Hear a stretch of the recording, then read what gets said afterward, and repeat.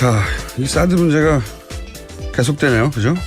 네, 계속 문제를 만들고 있는 쪽이 있습니다. 우리 정보 고위 관계자, 사실은 대통령이 없는 자리에 가장 책임 있는 외교안보 실장과 외교부 장관이 자꾸 미국은 아니라는데 방점이 기존 협상을 지킨다고. 이거는 뭐 영어 원문을 봐도 그렇고 너무 명백하게 말을 했거든요. 비용을 더 내게 하겠다. 근데 자꾸 아니래잖아요. 말도 안 되는 소리인데. 자, 관련 뉴스부터 잠깐 짚어볼까요?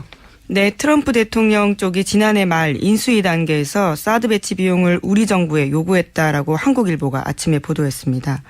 김관진 청와대 국가안보실장은 트럼프 정부의 이 같은 요구를 알면서도 사드 배치를 무리하게 강행했다 이렇게 보도하고 있는데요.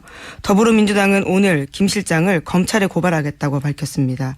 또 사드 배치 진상규명을 위한 청문회 추진 검토하고 있다고 합니다. 이거는 정말 청문회 사안인 것이 저는 사드를 배치할 수도 있다고 생각하고 또는 뭐 배치에 반대할 수도 있다고 생각하는데 과정이 너무 이상하잖아요. 과정이. 드러날수록 더 이상한 게 많습니다. 그러니까요. 지금 새로 나온 소식은 트럼프 대통령 당선된 후 인수위 시절에 그때 네, 지난해 이제 12월 정도예요. 그렇죠. 그때가 이제 트럼프 대통령이 동맹국들한테 방위비 분담금 더 내게 해야 하겠다고 그런 주장을 했었죠. 그래서 인수위 시절에 우리 측의 사드 비용을 논의하자고 제안했다. 이게 이제 트럼프가 얘기했던 비용은 당신들이 내라고 통보했다는 얘기인 거죠, 이게.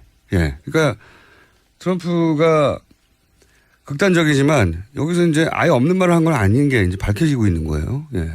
이런 걸 통보받았는데도 지금 김관진 가장 그 자리에 책임 있는 자리인 김관진 안보실장은 그런 걸 못 받은 척하고 있었던 거잖아요. 통보를. 네, 일부러 뭉갠 거 아니냐 이렇게 의심할 수밖에 없는 상황입니다. 그렇죠. 이런 말을 들었으면 통보를 했었다고 하면 그런 게 왔었다고 말을 해야 되고 저는 이게 미국이 갑자기 마음을 바꾼 게 아니라 우리나라에서 갑자기 사드 배치를 미국이 요청했다 보는 게 합리적 의심이라고 보는 게 이제 미국은 어쨌든 차기 대통령이 우리나라에서 곧 선출되니까 불과 열흘 전까지만 해도 계속 차기 정부가 얘기하겠다고 했단 말이죠. 열흘 사이에 확 바뀌었어요. 미국 부대통령이 올 때까지만 해도 그런 얘기를 했다가 열흘 사이에 전격 배치됐는데 우리 땅에 우리가 반대하는데 미국이 마음대로 무기를 들어올 수 없죠. 네. 이거는 우리가 허락했다는 얘기고 거꾸로 우리가 요구했다는 얘기잖아요. 그렇게 보이는 상황이죠, 지금. 그런 상황으로 점점 가고 있어요. 그러면 여기서 중요한 게 누가 그런 요청을 했냐 이거죠. 대선 불과 열흘 남겨놓고. 뭐 이렇게 되면 미국 입장에서는 안 그래도 사드 비용 논의하자고 제안했었는데 우리가 그걸 요구했으면 얼씨구나 잘 된 거죠. 그래? 그럼 돈을 니네가 내. 니네가 원했으니까. 이렇게 나오는 게 당연한 것이고 이렇게 해서는 물론 뭐 1조가 될지 안 될지 모르겠지만 그 비용이 협상 과정에서 우리가 돈을 더 쓰게 만든 주체가 있는 거예요. 여기에. 이 사람 책임져야 됩니다. 이 관련 뉴스가 앞으로 계속 나올 것 같은데. 네, 계속해서 알박겠다는 정황을 볼 수밖에 없는 게요. 탄핵 결정 나기 직전에 3월 6일에 사드 레이더 속속들이 한국에 들어왔었거든요. 이번에도 비슷한 패턴입니다. 그러니까요. 이게 작년 12월까지는 올해 여름께나 돼야 될 거다. 뭐 이런 얘기를 했었고. 미 고위층에서 밝힌 바였죠. 네. 그래서 국방부도 이게 금방 될 일이 아니다라고 계속 했었고. 국방부도 모르고 다 모른 채 여기서 눈에 띄는 주체는 김관진 비서실장밖에 없어요. 비서실장이 아니라 안보실장. 네. 왜냐하면 김 실장이 이 문제에 관련한 그 핵심 책임자 두 사람을 연속으로 만난 거거든요. 그렇죠. 방미에서 직접 만났습니다. 예. 그러니까 김관진 안보실장이 이 문제에 관해서는 도대체 앞뒤가 어떻게 된 건지 왜 갑자기 결정됐는지 밝혀야 될 게 많습니다. 지금. 통화 내용에 대해서도 굉장히 투명하게 밝히지 못한 면들이 있고요. 그러니까요. 예. 이 맥메스터가 인터뷰에서 한 얘기를 자세히 읽어보면 왜냐하면은 맥메스터는 이제 대통령이 이런 발언을 하고 나서 한국에서는 부인한다고 기자들이 당연히 미국에서도 물었을 거 아니에요.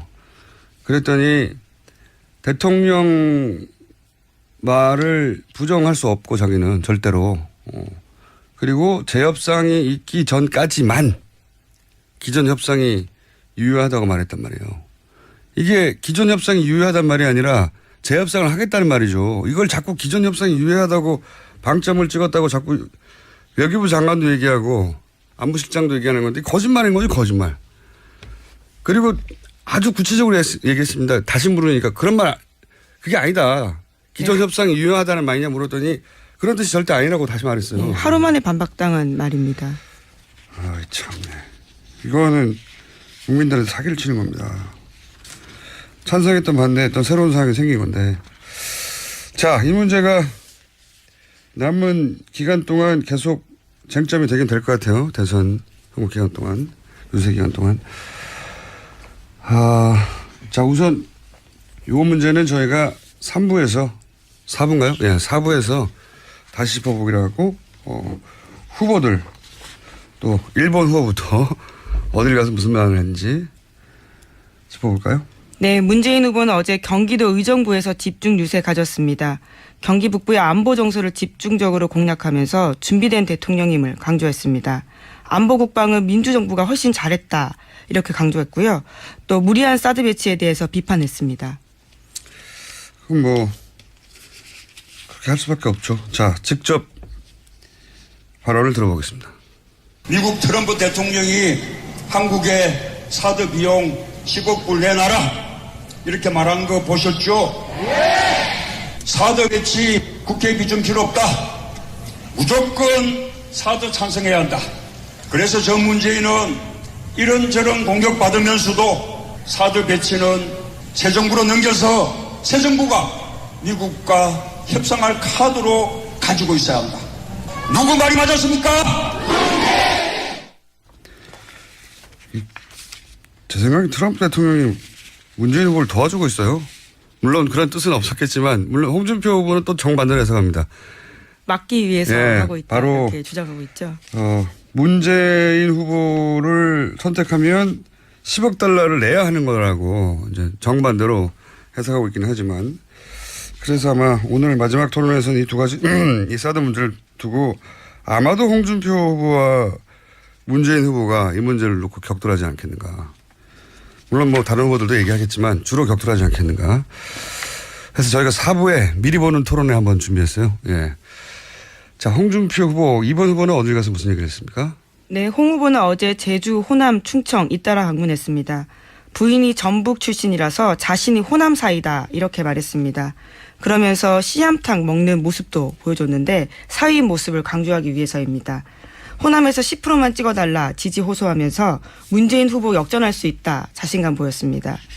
오는 5일에는 문재인 후보 제치고 골든크로스 일어날 거다라고 보고요. 또 9일에는 대선 승자 자기가 될 거다 이렇게 이야기하고 있습니다. 저는 이제 그 지역에 갈 때 뭐 부인이 그 지역 출신이다 하는 건 대선 후보 때 항상 그 지역에 갈 때 써먹긴 하는데 생각해보면 영남, 호남, 충청, 제주, 강원, 수도권 6분의 1이에요. 그게 어려운 확률이 아닙니다, 이게. 그런데 이제 다들 홍준표 후보만 이러는 건 아니죠. 보통 이제 정치인 유세를 하게 되면 가족들 중에 누군가 사위 뭐 이런 것도 사위도 나오고요. 등장하고 예. 며느리까지 등장했었던 거 기억납니다. 자, 직접 이야기 들어보겠습니다. 3대1 구도인데 그 구도에서 우리가 못 이기면 제주 앞바다에 들어가야죠. 아마 지금 대통령 후보 나온 사람 중에서 광주 시민으로 살은 사람은 홍준표밖에 없습니다. 5월 9일 날 현변 아들이 대통령이 될 겁니다. 까막눈의 아들이 대통령이 될 겁니다. 예. 서민 출신이다를 계속 강조하고 있고요. 이 자체는 사실이죠. 예. 네, 계속 강조하고 있습니다. 예, 경비원의 아들이라는 것도 흑수저다 이렇게 예. 이야기하고 있죠. 그런 면에서는 이제 정치적으로 입지전적인 커리어를 쌓은 건 맞는데 그러면서 5월 5일 날 골든 크로스가 일어난다고 예언을 하셨어요. 예.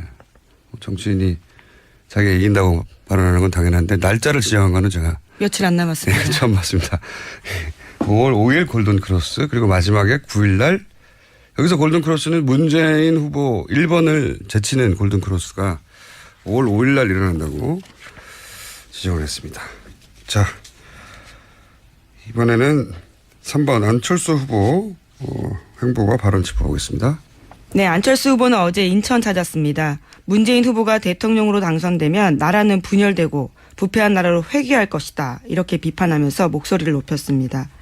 또 자신이 당선되는 것은 변화다. 이렇게 이야기했습니다. 안 후보는 영국의 브렉시트, 미국의 트럼프 대통령 당선, 프랑스의 신생정당 마크롱 후보의 결선 투표행에 대해서 이야기하면서 변화에 대한 절박함이 나온 결과다라면서 자신의 이야기도 변화와 맞닥뜨릴 수 있다. 이렇게 이야기한 겁니다. 알겠습니다. 직접 들어보겠습니다. 만약에 문재인 후보가 당선되면 어떤 세상이 될지 상상해 보십시오. 국민들이 반으로 나뉘어서 분열되고 사생결단하면서 5년 내내 싸울 겁니다. 무능하고 부패한 정권이 되고 맙니다. 자, 한 코멘트 정도는 더 들어봤으면 하는데 좀 짧으네요. 이거 외에도 기득권 양당 중에 한 정당 후보가 싫다고 다른 정당을 선택하는 것은 옛날 그대로 머물러 있는 것이다. 네, 이런 발언도 했습니다.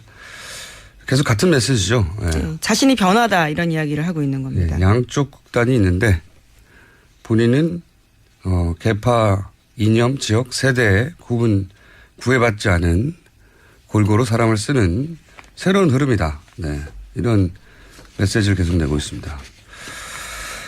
그러면서 이제 브렉시트, 트럼프 대통령 이 두 가지 예는 좋지는 않았던 것 같아요. 네. 왜냐하면 그 나라에서 비판받고 있기 때문에. 여하간 세계적으로 변화를 원하고 있다라는 메시지를 지금 강조하고 있습니다. 계속해서. 이 메시지로 아마 오늘 토론회에 임하지 않을까 하는 추측도 가능한 상황이죠. 자, 이제는 4번 후보인데 지금 당이 지금 일대 혼란에 빠져가지고 질문과 기자한테 질문 받는 것도 그렇고 발언도 계속 이 관련 발언만 하고 있는 유승민 후보. 계속 유세를 하는 게 아니라 이 얘기를 하고 있어요. 네. 네, 단일화 관련해서 관련 없다. 자신은 끝까지 간다. 이런 이야기만 계속하고 있는데 어제는 제주도 찾았습니다. 그래서 사표 우려하는 유권자들 설득하면서 이야기를 했는데 하지만 유세하는 중간에 결국은 중단하고 서울로 올라가야 했습니다. 당내 단일화 요구하면서 탈당 논의 있다라는 이야기 때문이었는데 관련해서도 기자들한테 단일화 관련된 거 상관없냐라고 물었더니 자신은 없다라는 이야기를 벌써 100번 넘게 한 것 같다. 이렇게까지 말했습니다. 그러니까 유승민 후보에 대한 지지 여부와 상관없이 유승민 어쨌든 대선 후보가 돼서 공당에 지금 TV 토론에서 나오고 있는 후보한테 이런 일이 벌어지니까 이게 좀 안 됐어요. 그런 면에서는. 자, 직접 들어보겠습니다.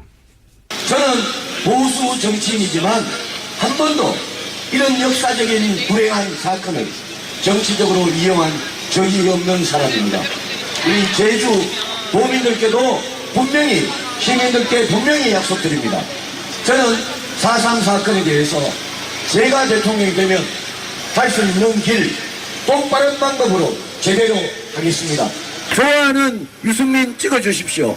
그러면 유승민이 됩니다. 여러분, 선거는 여러분 좋아하는 후보 찍는 게 선거입니다.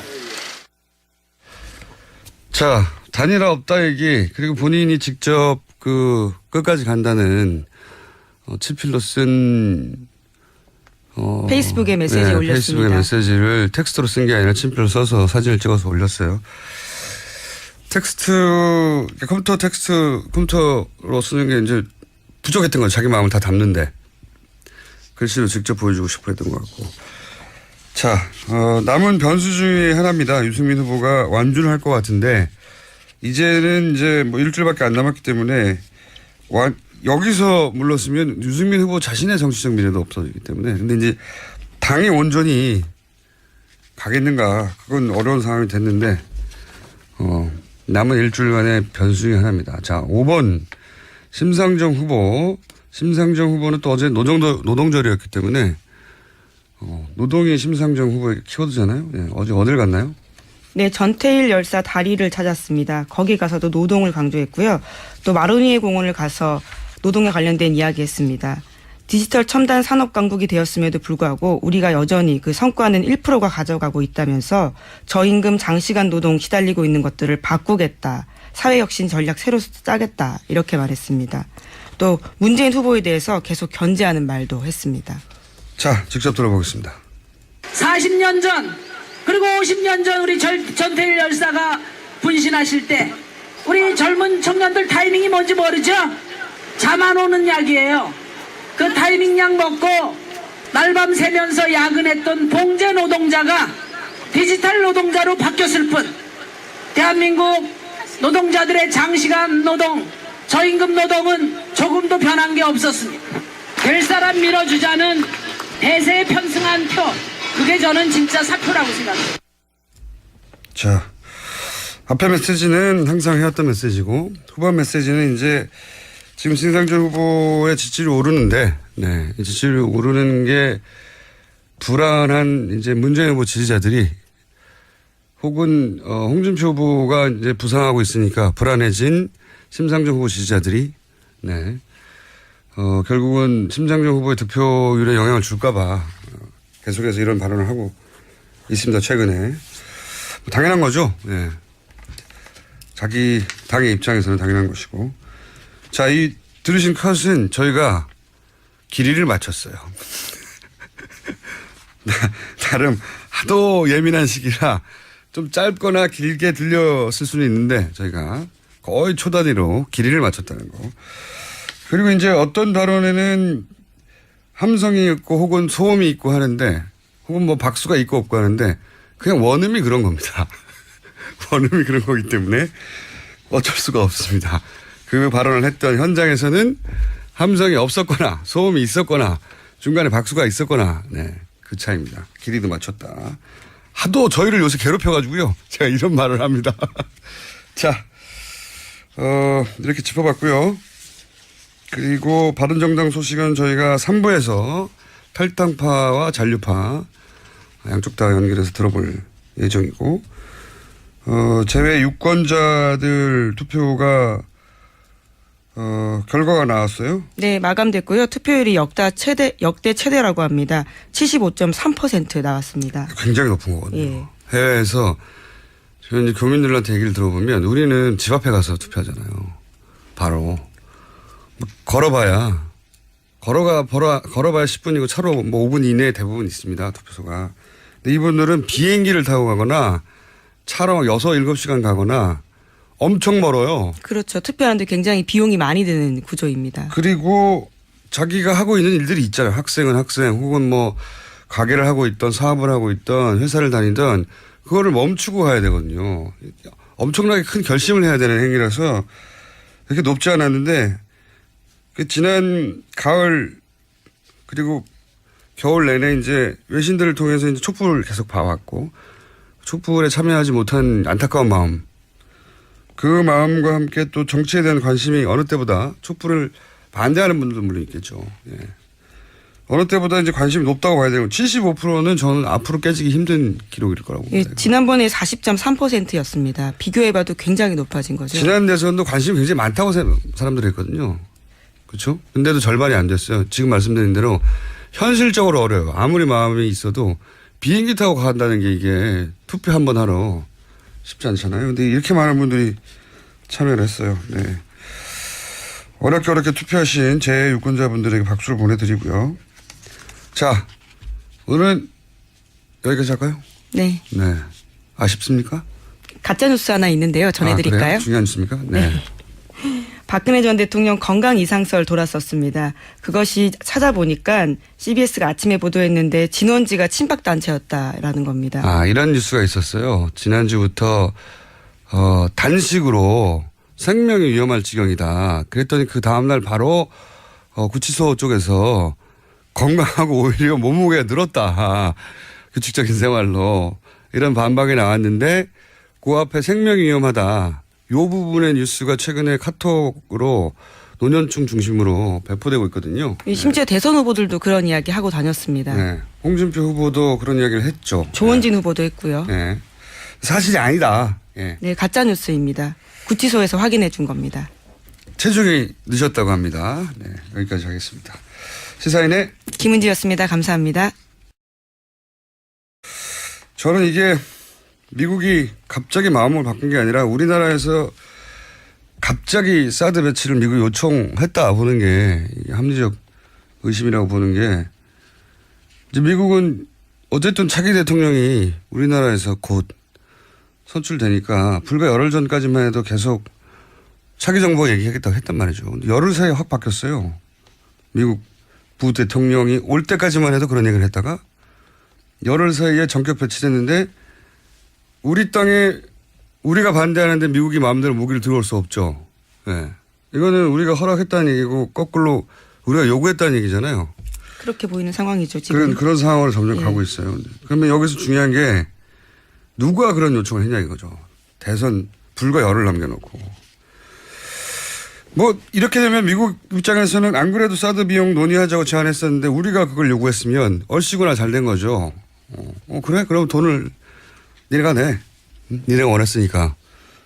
이렇게 이거는 정말 청문회 사안인 것이 저는 사드를 배치할 수도 있다고 생각하고 또는 뭐 배치에 반대할 수도 있다고 생각하는데 과정이 너무 이상하잖아요. 과정이. 드러날수록 더 이상한 게 많습니다. 그러니까요. 지금 새로 나온 소식은 트럼프 대통령 당선된 후 인수위 시절에 그때 네, 지난해 이제 12월 정도예요. 그렇죠. 그때가 이제 트럼프 대통령이 동맹국들한테 방위비 분담금 더 내게 해야 하겠다고 그런 주장을 했었죠. 그래서 인수위 시절에 우리 측의 사드 비용을 논의하자고 제안했다. 이게 이제 트럼프가 얘기했던 비용은 당신들이 내라고 통보했다는 얘기인 거죠, 이게.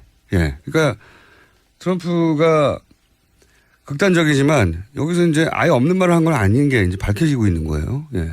이런 걸 통보받았는데도 지금 김관진 가장 그 자리에 책임 있는 자리인 김관진 안보실장은 그런 걸 못 받은 척하고 있었던 거잖아요. 통보를. 네, 일부러 뭉갠 거 아니냐 이렇게 의심할 수밖에 없는 상황입니다. 그렇죠. 이런 말을 들었으면 통보를 했었다고 하면 그런 게 왔었다고 말을 해야 되고 이제 왜 갑자기 결정됐는지 밝혀야 될 게 많습니다. 지금. 네. 통화 내용에 대해서도 굉장히 투명하게 밝히지 못한 면들이 있고요. 그러니까요. 네. 이 맥메스터가 인터뷰에서 한 얘기를 자세히 읽어보면 왜냐하면은 맥메스터는 이제 대통령이 이런 발언을 하고 나서 한국에서는 부인한다고 기자들이 당연히 미국에서도 물었을 거 아니에요. 그랬더니 대통령 말을 부정할 수 없고 자기는 절대로 그리고 재협상이 있기 전까지만 기존 협상이 유효하다고 말했단 말이에요. 이게 기존 협상이 유효하단 말이 아니라 재협상을 하겠다는 말이죠. 이걸 자꾸 기존 협상이 유효하다고 방점을 찍었다고 자꾸 외교부 장관도 얘기하고 안보실장도 얘기하는 건데 거짓말인 거죠, 거짓말. 그리고 아주 구체적으로 얘기했습니다. 다시 물으니까 그런 말 그게 아니다. 기존 협상이 유효하다는 말이냐 물었더니 그런 뜻이 절대 아니라고 다시 말했어요. 네, 하루 만에 반박당한 말입니다. 아, 참. 나오는 게 당연한 것이고 이렇게 해서는 물론 뭐 1조가 될지 안 될지 모르겠지만 그 비용이 협상 과정에서 우리가 돈을 더 쓰게 만든 주체가 있는 거예요, 여기에. 이 사람 책임져야 됩니다. 관련 뉴스가 앞으로 계속 나올 것 같은데. 네, 계속해서 알박겠다는 정황을 볼 수밖에 없는 게요. 탄핵 결정 나기 직전에 3월 6일에 사드 레이더 속속들이 한국에 들어왔었거든요. 이번에도 비슷한 패턴입니다. 그러니까요. 이게 작년 12월까지는 올해 여름께나 돼야 될 거다. 뭐 이런 얘기를 했었고. 미 고위층에서 밝힌 바였죠. 네. 그래서 국방부도 이게 금방 될 일이 아니다라고 계속 했었고. 국방부도 모르고 다 모른 채 여기서 눈에 띄는 주체는 김관진 비서실장밖에 없어요. 비서실장이 아니라 안보실장. 네. 왜냐하면 김 실장이 이 문제에 관련한 그 핵심 책임자 두 사람을 연속으로 만난 거거든요. 그렇죠. 방미에서 직접 만났습니다. 예. 그러니까 김관진 안보실장이 이 문제에 관해서는 도대체 앞뒤가 어떻게 된 건지. 자, 이 사드 문제가 계속되네요. 그죠? 네, 계속 문제를 만들고 있는 쪽이 있습니다. 우리 정보 고위 관계자 사실은 대통령이 없는 자리에 가장 책임 있는 외교안보실장과 외교부 장관이 자꾸 미국은 아니라는데 방점이 기존 협상을 지킨다고. 이거는 뭐 영어 원문을 봐도 그렇고 너무 명백하게 말을 했거든요. 비용을 더 내게 하겠다. 근데 자꾸 아니래잖아요. 말도 안 되는 소리인데. 자, 관련 뉴스부터 잠깐 짚어볼까요? 네, 트럼프 대통령 쪽이 지난해 말 인수위 단계에서 사드 배치 비용을 우리 정부에 요구했다라고 한국일보가 아침에 보도했습니다. 김관진 청와대 국가안보실장은 트럼프 정부의 이 같은 요구를 알면서도 사드 배치를 무리하게 강행했다 이렇게 보도하고 있는데요. 더불어민주당은 오늘 김 실장을 검찰에 고발하겠다고 밝혔습니다. 또 사드 배치 진상규명을 위한 청문회 추진 검토하고 있다고 합니다.